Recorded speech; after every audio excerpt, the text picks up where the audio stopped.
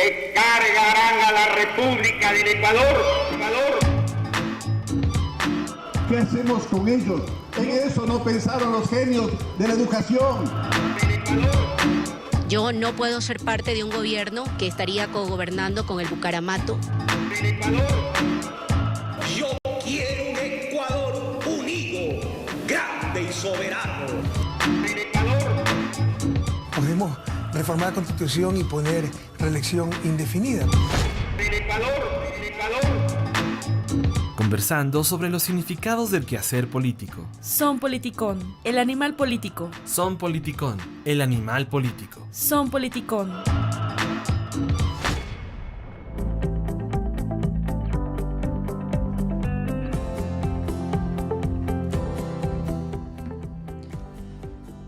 Buenos días amigos, amigas, son las 10 de la mañana con 12 minutos, estamos iniciando un nuevo programa, estamos nuevamente retomando el programa Son Politicón, que es, déjenme contarles un poco sobre este programa, ya estamos también con nuestra invitada aquí, Paulina Recalde, pero antes de eso vamos a explicarles justamente la naturaleza y el espíritu de este programa. La expresión son politicón se le atribuye al griego Aristóteles, quien lo mencionó en el libro de la política. Si nos apoyamos en la traducción literal, su significado es animal político. Aquí, entonces, rescatamos el concepto aristotélico en su dimensión sociopolítica, es decir, que el ser humano, por su carácter sociable, tiene la capacidad de tomar decisiones en el lugar donde vive, comunidad o la polis, alguien que vive y convive. Se suele decir ahora, yo no soy político, pero esa posición frente a la comunidad ya es en sí misma una acción política. El objetivo general de este programa, amigos y amigas, es generar opinión y análisis con diferentes actores políticos, sociales, académicos y culturales respecto a la coyuntura nacional e internacional, así como difundir información sobre diversos escenarios políticos, sociales y económicos que son parte de la agenda nacional. Saludamos entonces a nuestra invitada Paulina Recalde y decirles por supuesto que este programa será emitido todos los días martes a esta hora, a las 10 de la mañana. También quiero contarles que nos pueden seguir a través de www.flaxoradio.es y por supuesto también a través de nuestro canal de Facebook como Flaxo Radio. Bienvenida Paulina, un gusto estar con ustedes y por supuesto abrir este nuevo programa, retomarlo para analizar estos temas que son muy, muy importantes, sobre todo dentro de la coyuntura nacional. Buenos días, gracias Andrés por la invitación, un gusto estar acá. Gracias también. El día de hoy hemos planteado como tema de nuestro programa hablar sobre la gestión del presidente Lenín Moreno.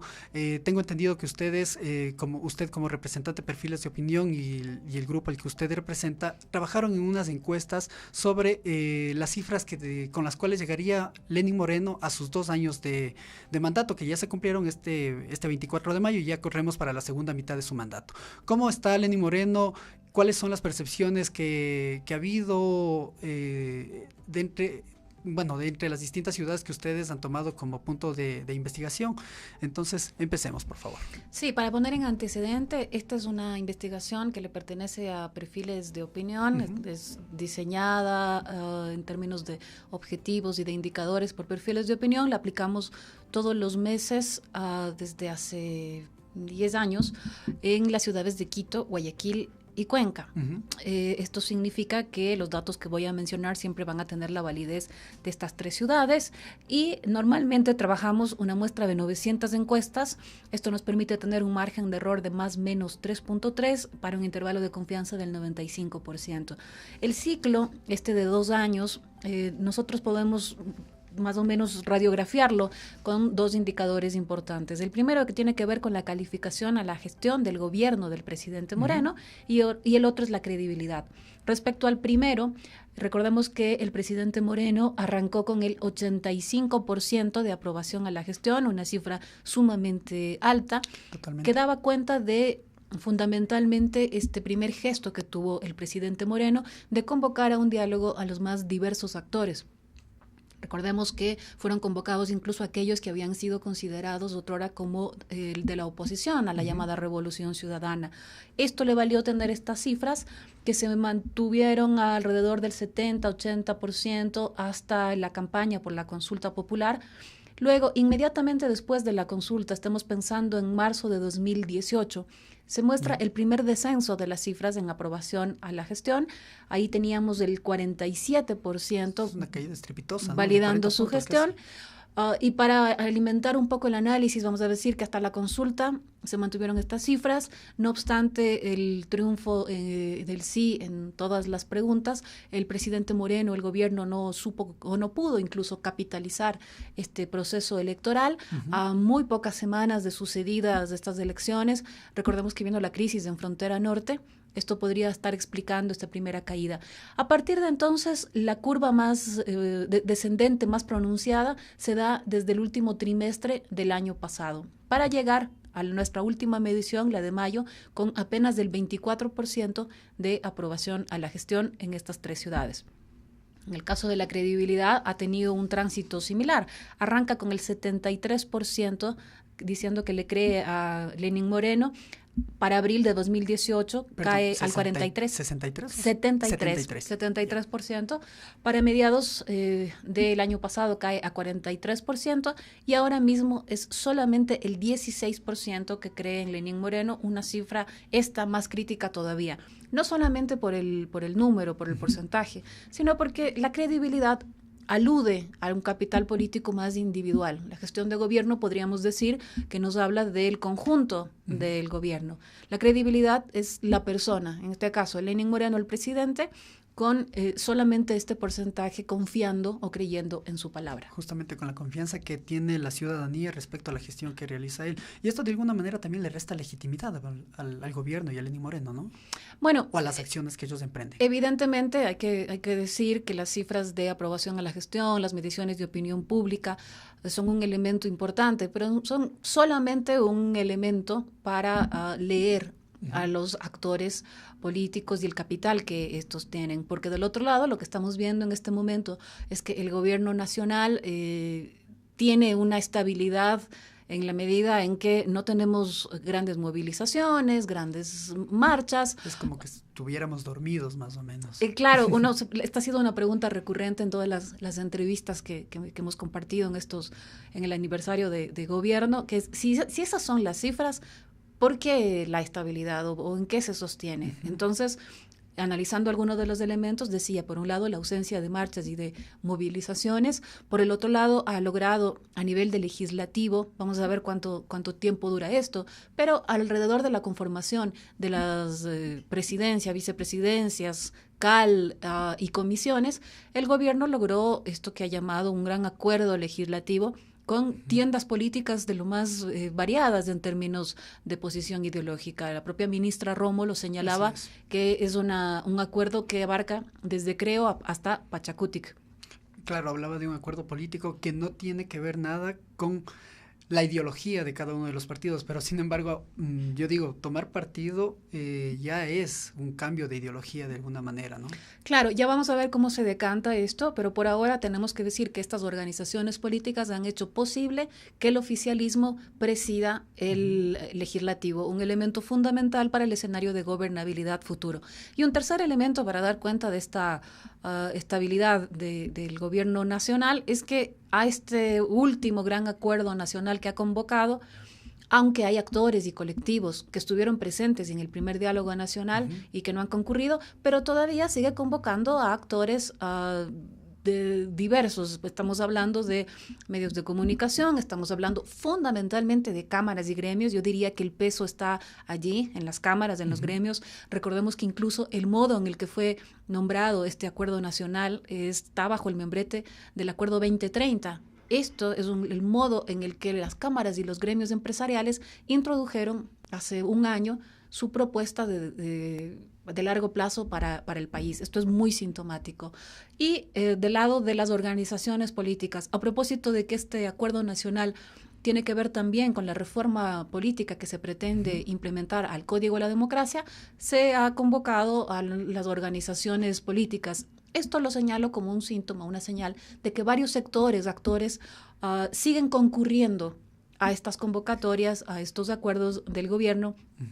Y esto sucede a la par de que la ciudadanía solamente el 24% aprueba su gestión y solamente el 16% cree en el presidente Moreno. Que son cifras absolutamente bajas. ¿Y cómo está entre las ciudades que ustedes han analizado, que es Quito, Guayaquil? ¿En qué lugar tiene más aceptación, más penetración la gestión de Lenín Moreno?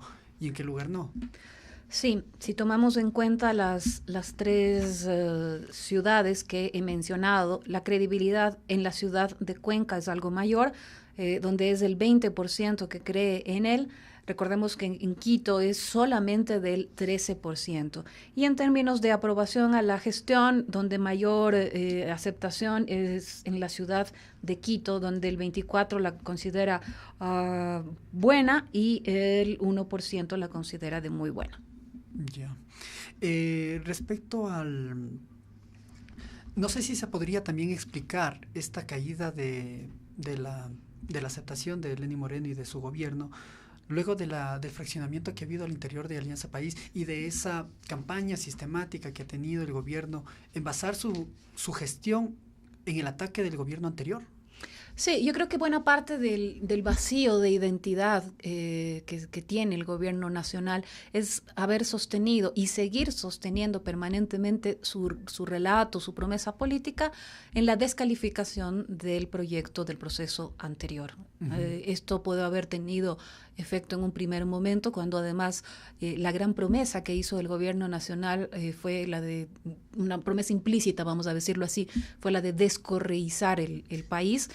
No obstante, 2 años más tarde, seguir atribuyendo, desplazando responsabilidades de gestión hacia el gobierno anterior, habla de una ausencia de relato. Es muy paradójico que el presidente Moreno, en su alocución del 24 de mayo de hace 2 semanas, uh-huh, decía, cuando estaba refiriéndose a los problemas que habían tenido la construcción tanto del metro como del tranvía en Cuenca, él decía que bueno, que había inconvenientes, pero que hay que seguir adelante, que no hay nada que detenga más un proyecto que el permanentemente estar atribuyendo culpas a otros. Digo, es paradójico porque el propio presidente Moreno ha arrancado su discurso diciendo nos mintieron. Y es más complejo todavía, porque estamos hablando de un actor que fue parte no solamente del gobierno, no solamente de la tienda política, uh-huh, sino de lo que llamaron el proyecto de la Revolución Ciudadana. Los discursos del presidente Moreno en momentos de campaña, en momentos del triunfo, hablaban de Rafael Correa y de los actores de Alianza País como actores no solamente importantes, sino históricos, relevantes en términos de una década para Ecuador. Esto es complicado en términos de la credibilidad. Esto puede ser uno de los elementos que explica su baja de credibilidad. Y 2, esta ausencia de gestión que acusa a la población ya no puede estar permanentemente descansando su responsabilidad en lo que hizo o no hizo el régimen anterior.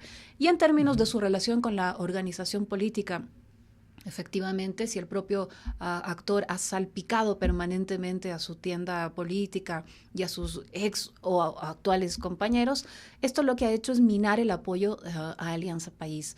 Este apoyo que además fue evidente que en las seccionales ya no fue una tienda política uh-huh, con el vigor, con el gran respaldo político y electoral que vivimos en los últimos 10 años. Ahora la cuestión está en cómo gobierna o no con esta tienda política en el legislativo.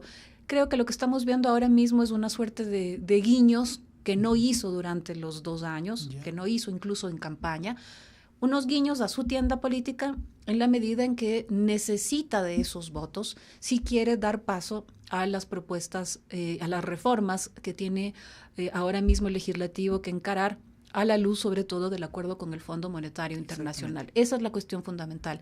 ¿Cómo va a manejar de aquí en adelante Lenín Moreno su relación con Alianza País y con los asambleístas de su bloque? Y digo una cosa, que parecería que estas cifras de alguna forma, no sé qué tanto le interesa al presidente Moreno, tomando en cuenta que obviamente no tiene una intención electoral para las próximas elecciones, pero sin embargo, ¿cómo podrían afectar su gestión?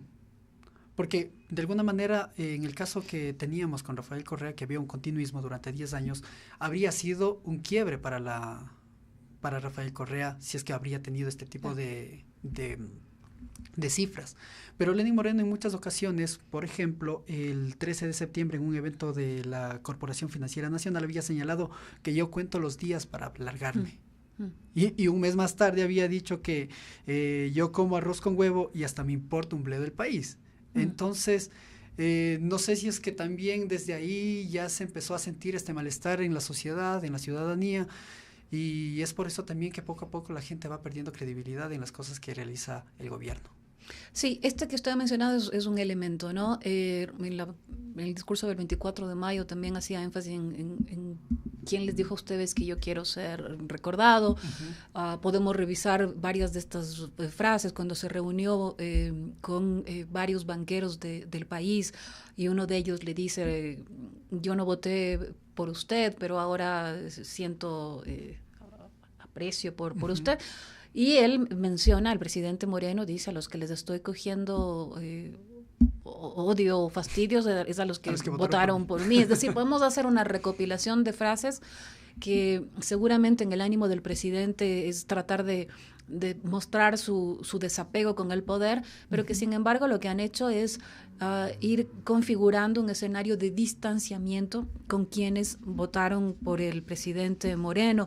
Esto lo digo en alusión a la cifra esta que me parece que es sumamente relevante. Nosotros consultamos solamente a quienes votaron o a quienes dicen haber votado por el presidente Moreno. ¿Está usted arrepentido o no? 67% de quienes dicen haber votado por Lenín Moreno se siente arrepentido. Es una cifra súper alta. Esto es relevante porque además difícilmente uno reconoce estar arrepentido, y más aún si es un encuestador el que le está consultando en su hogar, usted está arrepentido. Admitir arrepentimiento es un asunto fuerte. Entonces, esto lesiona su base, esto lesiona la adhesión de quienes votaron por él.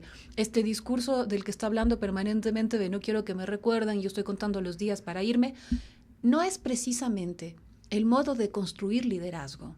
Tú puedes no tener la intención de participar para una reelección o continuar una vida política de larga vida, pero en la medida en que estás gobernando un país, en la medida en que son 2 años todavía los que restan para esto, bueno, estas me parece a mí que no son precisamente las expresiones de a quien quiere posicionar un liderazgo al frente del país.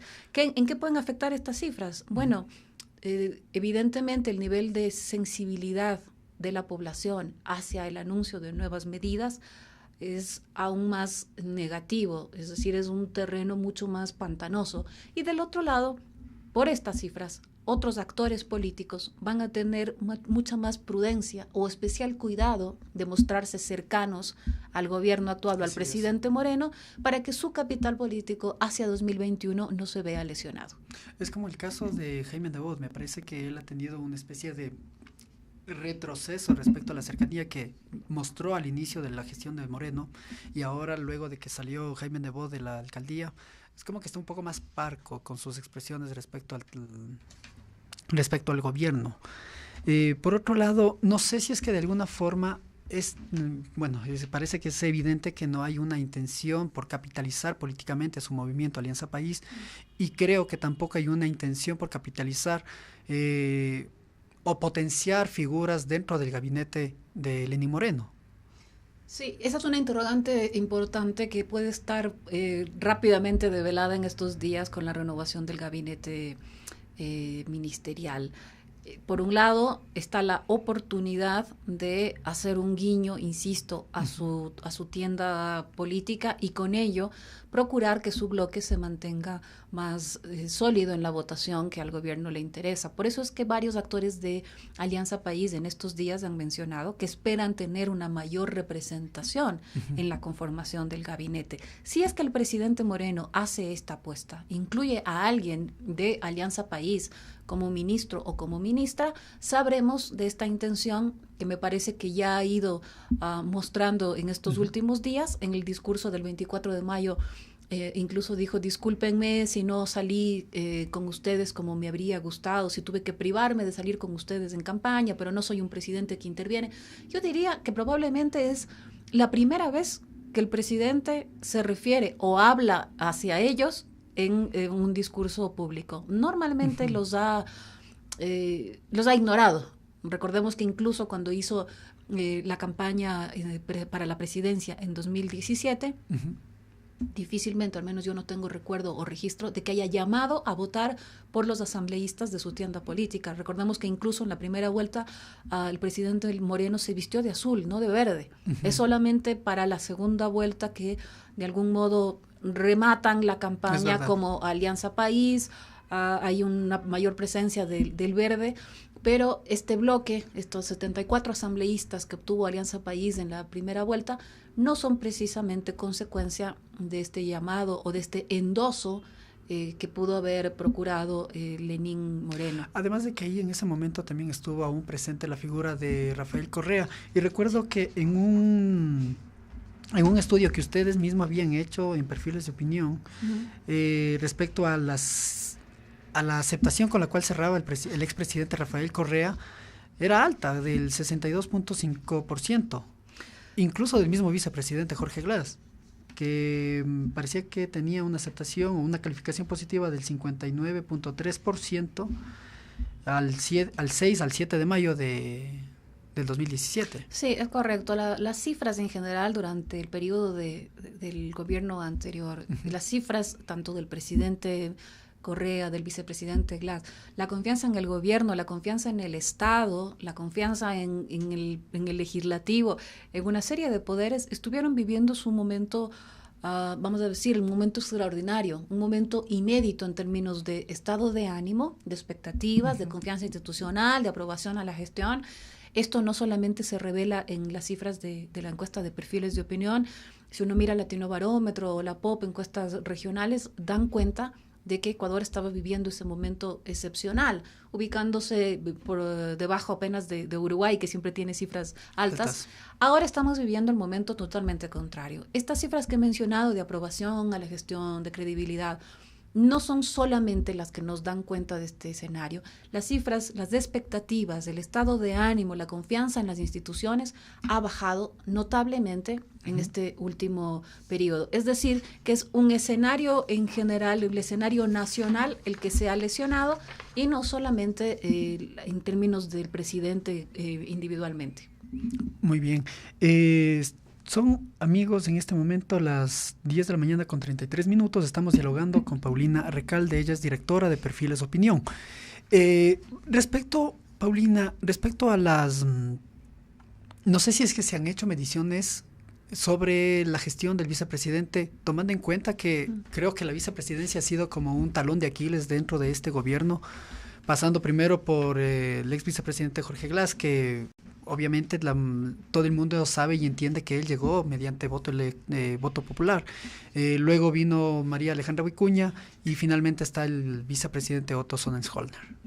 Sí, no ha sido la figura más estable durante este régimen, y lo que ha sucedido es que también conforme ha ido nombrando a un nuevo vicepresidente, han ido también modificándose las tareas asignadas a cada uno de ellos. La vicepresidencia como tal no tiene ni de lejos las funciones o las responsabilidades que tuvo en el régimen anterior, inclusive cuando fue vicepresidente Moreno, más aún cuando fue vicepresidente Glass. Recordemos los sectores estratégicos.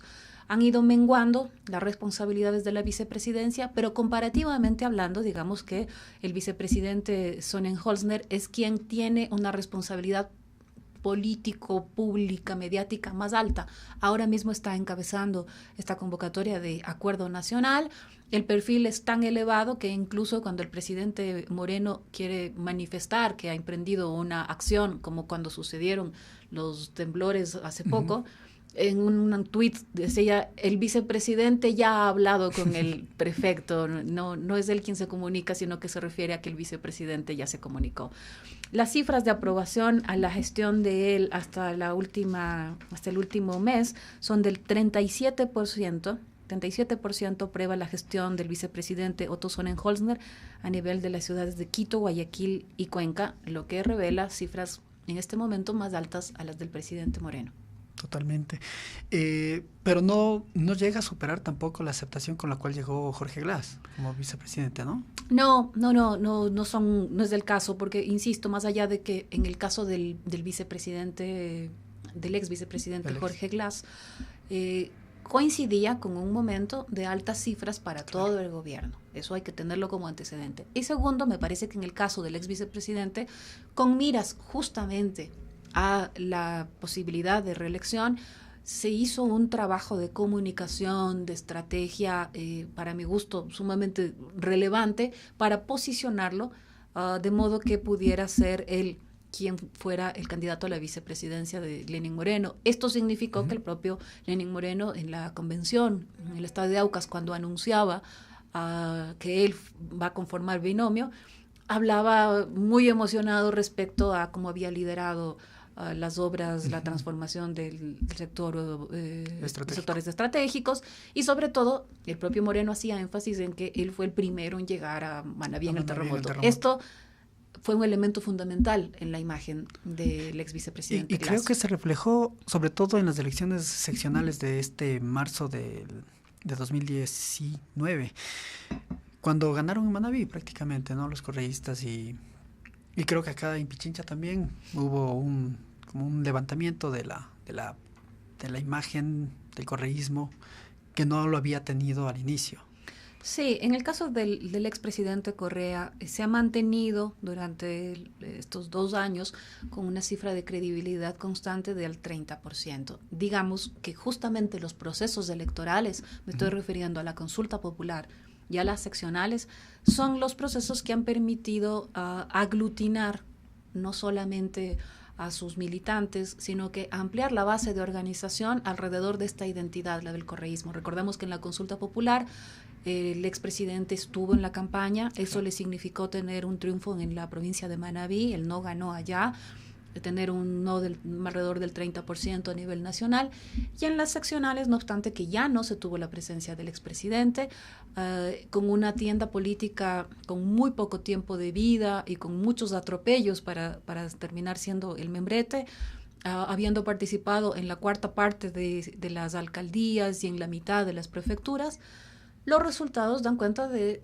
que hay una presencia todavía. Haber ganado Manabí, Pichincha, quedar en segundo lugar en Guayas, segundo lugar en Quito, tener un bloque de concejales como los que tienen en la ciudad de Quito, da cuenta, insisto, de que esta identidad promueve un voto y de que esta organización política, no obstante que es nueva, hereda este vigor que tuvo la Revolución Ciudadana para ganar 10 procesos electorales mientras estuvo en el gobierno.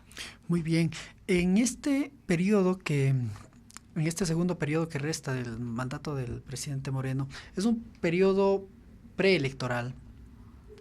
Obviamente salió ya de la gestión Jaime Nebot, sigue dentro del escenario político Guillermo Lasso, y por supuesto ahora incluso el propio Rafael Correa había anunciado que tiene la intención de llegar a ser vicepresidente, dado que como presidente no puede serlo porque ya luego de la consulta popular hubo ese impedimento para que él pueda reelegirse. Entonces, no sé si es que de pronto también tenemos algunas cifras respecto a estos líderes políticos que están perfilándose para las elecciones del 2021. Sí, ahora mismo son los 3 actores con proyección nacional. En el caso de Rafael Correa, como había mencionado, tiene el 33% de credibilidad a nivel de Quito, Guayaquil y Cuenca. Son cifras bastante uniformes, 31 en Quito, 35 en Guayaquil e igual porcentaje en la ciudad de Cuenca. En el caso de Guillermo Lasso, 14% cree en él a nivel de estas 3 ciudades. Y también tenemos porcentajes bastante similares, 13 en Quito, 14 en Guayaquil, 15% en la ciudad de Cuenca.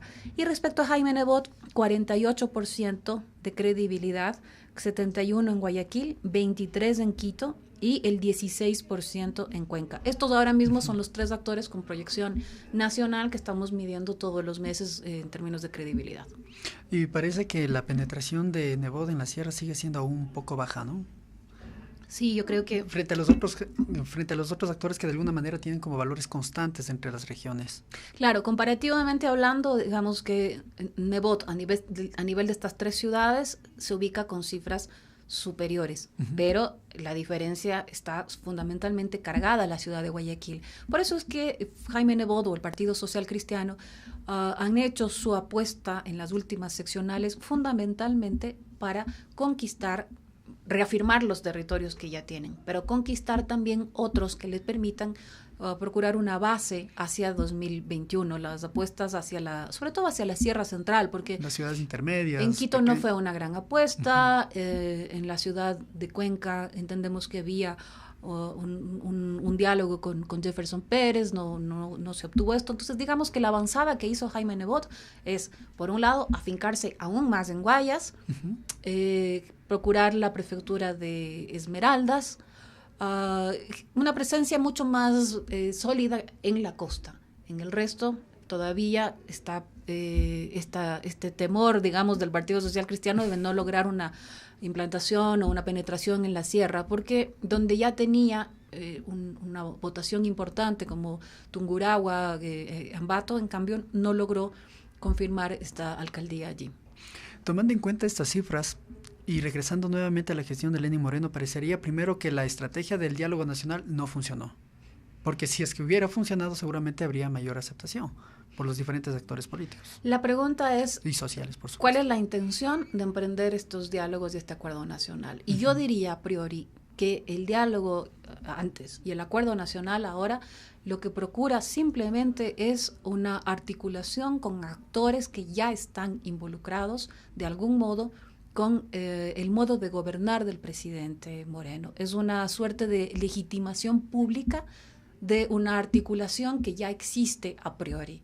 Esto se revela aún más cuando vemos, insisto, el protagonismo de las cámaras empresariales en la última convocatoria, la del Acuerdo 2030. Digamos que las fotos, las mesas, las vocerías que suceden tanto en el diálogo como en el acuerdo son esta suerte, esta puesta en escena, esta legitimación pública de articulaciones que ya subyacen al modo de gobernar del presidente Moreno. No, incluso eso explica también, o se explica también a partir de la, digamos,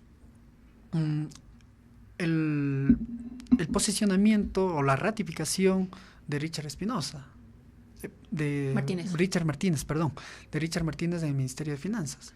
Él en un momento había presentado la renuncia, pero no fue aceptada y sigue como ministro, quien es una persona que viene de los sectores empresariales, de alguna manera. Sí, justamente si pensamos antes del nombramiento de Richard Martínez. Ya las cámaras y los gremios venían posicionando su plan, su proyecto, articulaciones de varios tipos. Y digamos que el punto máximo de esta gestión se hizo ver con el nombramiento de Richard Martínez en Finanzas y también con la llegada de Pablo Dávila al Consejo de Participación Ciudadana. Recordemos que él también viene de la Cámara de Industrias. Son dos actores que han sido sumamente relevantes en las cámaras, sobre todo para las cámaras de Pichincha. Esto es un hecho relevante. No es casualidad que estos dos actores estén en la conformación del poder. Y ahora, insisto, el Acuerdo 2030 cobijando el acuerdo nacional encabezado por el vicepresidente Sonnenholzner, solamente sella esta tendida de mano permanente que hay con las cámaras, con los gremios, con varios grupos económicos, una serie de acuerdos que se están firmando ahora mismo. Las cámaras la semana pasada dando una rueda de prensa conjunta, varias de ellas de distinto tamaño, no solamente presentando reformas, sino hablando de la urgencia, de la evidente urgencia que tienen de que se procuren ya las reformas laborales, que por ahora sigue siendo incierto cuándo se van a presentar. Muy bien. Son exactamente las 10 de la mañana con 45 minutos. Y ya para ir cerrando esta entrevista, estimada Paulina, ¿qué pasa con la Asamblea Nacional? Creo que ha sido otra de las... de las entidades que también ha estado mermada. Creo que es una institución que ha tenido varios tropiezos, primero con José Serrano a la cabeza, luego con Elizabeth Cabezas, que tampoco tuvo una salida muy limpia, que digamos, y ahora que ya está nuevamente posicionándose, que acaba de posicionarse el nuevo Consejo de Administración Legislativa, que está de alguna forma liderado por Creo. ¿Qué pasa con la Asamblea Nacional? ¿Cómo está la aceptación respecto a a la Asamblea, la gestión, la aprobación que tienen de parte de los ciudadanos. Sí, 29% a nivel Quito, Guayaquil y Cuenca aprueba la gestión de la Asamblea Nacional. Y hasta cuando estuvo presidiendo Elizabeth Cabezas, el 26% aprobó su gestión. En este momento lo que está fundamentalmente en cuestión en el legislativo es cómo este acuerdo se mantiene o no se mantiene.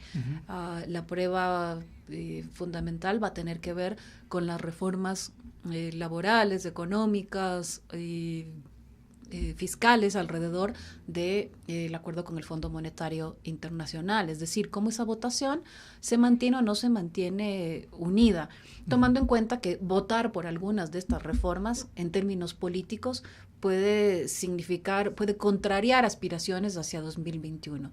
Seguramente mañana con la propuesta de juicio a la ex canciller María Fernanda Espinosa, no tendremos muchas sorpresas. Parece que la votación va a estar más o menos uniforme en ese sentido. La pregunta es cómo vota el bloque de la Revolución Ciudadana. Por el resto creo que no habría que interrogarse. Pero lo que viene luego, las reformas ya al calor del acuerdo con el fondo, ahí sí veremos cuán costosa es la operación del gobierno para conseguir los votos tanto del Partido Social Cristiano, de Creo, pero sobre todo del bloque de independientes, que fueron los que le permitieron tener la presidencia del Legislativo. Muy bien, agradecemos la presencia de Paulina Recalde, ella es directora de Perfiles Opinión. Gracias por ayudarnos con este análisis sobre la coyuntura, sobre la situación política del país alrededor de estos 2 años de gobierno del presidente Lenín Moreno. Gracias amigos y amigas por estar en nuestra sintonía. Les recordamos que ustedes pueden volver a escuchar este programa en nuestro canal de YouTube. Ahí colgamos todos nuestros contenidos. Ahora que de alguna manera estamos generando nuevas alternativas de comunicación desde la radio que tiene 7 años ya al aire y que de alguna forma nos estamos posicionando como una radio líder en contenidos académicos. Agradecemos muchísimo la presencia de Paulina Recalde conmigo hasta el próximo martes. Bueno,